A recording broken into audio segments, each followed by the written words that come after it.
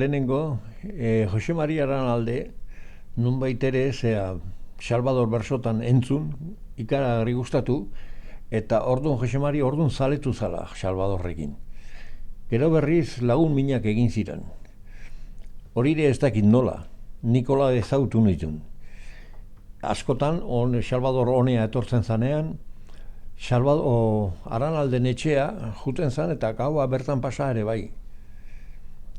Horrea, gauzak horrela ziren. Gero berriz, odolaren mintzua liburua egiten hasi ginen. Eta orduan hirukotea osatu gendun, hirukote zelebre xamarra, bat zan, Fernando Artola Bordari, Hondarribikua, eta bestia Jose Maria Aranalde eta hirurok. Sarritan joan izan ginen Urepelera. Jose Mari berriz, etortzen zan, nik nunbait ere esan izan dut, ua embajadore izateko jaioa zala, eta alazan Jose Mari. Beti egokitzen zan toki guzietan ondo etortzen zan, ondo egokitzen zan. Salvadorrek oso ondo hartzen gindun, asko maite zituen, bai Salvador, bai Aranalde eta bai Bordari ere. Batzutan, bi bakarrik juten ginen, Jose Maria Aranalde eta bilok, beste batzutan ni bakarrik, hola ibiltzen ginen, eta Salvadorrek 3 berso zailo entregaten zizkigun, eta horiekin etxera etorri, eta horiek pasa, eta horrela egin gendun, Salvadorren liburua. Aranaldeko ondotik segitu zion liburuariz, eta esan bezala askotan izan ginen ara, nik uste dut memoriz ere bazekizkiela Salvadorren bersuek. Eta askotan kantatuta esanta egiten zituen. Nik kopiatu nituen danak. Baina nalare ni ez nintzen gauza horiek memoriz ezateko, Jose Mari bai. Salvadorrenean larri xamar zebiltzan.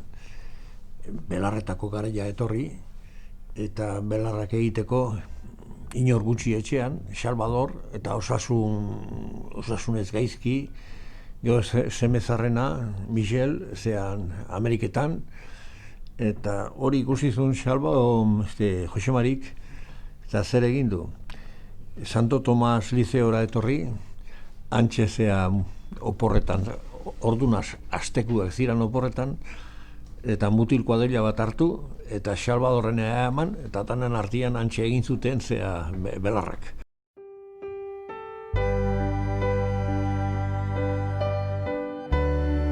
Eta nik liburu hortan izbitan esateko erakutsi dudana da, nik Salvadorrez dudan irudia.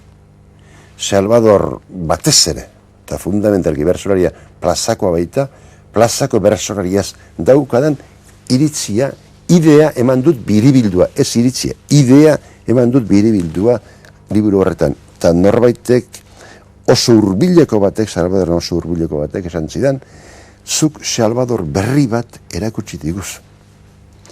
Eta galdera egiten du Salvadorrek. Izan ote da neoiz, jainkoa beste olerkaririk. Gustatzen zait, ikaragarri gustatzen zait. Egunen batean denborari bat idatzeko dut horretaz, ikaragarri gustatzen zait. Bera, Salvador da bersolaria. Bersolari paregabea. Jose Mari Laguna, Jose Mari Aranalde Laguna, 11 astakeria esaten genion alkarri, baina beti ondo amaitzen genuen. Ez ginen sekula inoiz asarratu, hartarako elkarri motiborik asko egiten bagenion ere sarri. Lagun ikaragarria zan, lagun handia zan Jose Mari, beti humoreksua, beti bromarako zegoena, baina gauzak serio esan behar zituenean, serio esaten zekiena. Harreman asko nuenik, batez ere jaialdi bat baino gehiago elkarri trukatzen genion. Halako tokitara joaterik ez diat eta joango alaizi, eta berak ere hori behin baino gehiagotan eskatu ziren, gaiak elkarri eman ere bai.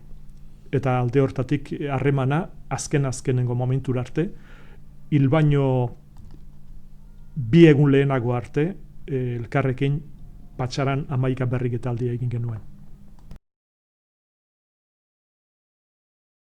Hile eta hunkigarria izan zen, jendez gainezka zegoen, ez Eliza bakarrik herria eta inguruak, 3 kilometroan utzi zituen jendeak kotxeak. Han ikusi zen zenbat jende ezagutzen zuen Jose Marik zenbat jendek ezagutu zuen Josemari eta zenbatek maite eta estimatu izan genuen. Nik sekula kantatu dudan bertsorik zailenetako bat izan zen, ahotsa ateratzen ere nahikoa lan izan nuen, baina bertsolari egin ninduenari azken bertso bat zor nion gutxienik. Makina bat gai jarri zenidan, baina gaurko hau tristena, eirek lioken gisan tamalez, alegiazko ez dena. Hitz asko esan izan zenigun, eskerrik asko azkena, nik ere esker honeko hitzez, beterik daukat barrena.